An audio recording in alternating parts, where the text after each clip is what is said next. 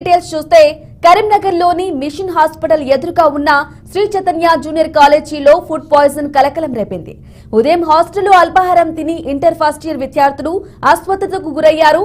40 మంది విద్యార్థులు అస్వస్థతకు గురైనట్లు వైద్యులు తెలిపారు. 10 మంది పరిస్థితి విషమంగా ఉండటంతో ఓ ప్రైవేటు ఆసుపత్రికి తరలించి చికిత్స అందిస్తున్నారు. విషయం తెలుసుకున్న విద్యార్థి యువజన సంఘాల నాయకులు శ్రీ చైతన్య జూనియర్ కాలేజీ ఎదుట ఆందోళన చేపట్టారు. విద్యార్థుల పట్ల నిర్లక్ష్యంగా వ్యవహరిస్తున్న కళాశాల యాజమాన్యంపై చర్యలు తీసుకోవాలని డిమాండ్ చేశారు.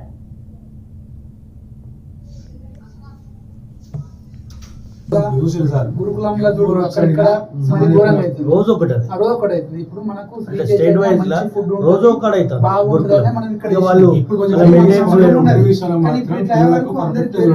ఒకటి వేరే అది ఉంటది. లాస్ట్ టైం నేను వాటర్ సార్ అంటే ఇప్పుడు ఈ ఇష్యూ అయిందని నేను చెప్పడం లేదు. మేము వాటర్ తాగినాం. వాటర్ వెరైటీ కొంచెం బ్లీచింగ్ వేసారు. తర్వాత కూడా మేము టెస్ట్ చేస్తే మా పాప కూడా గురుకులంలో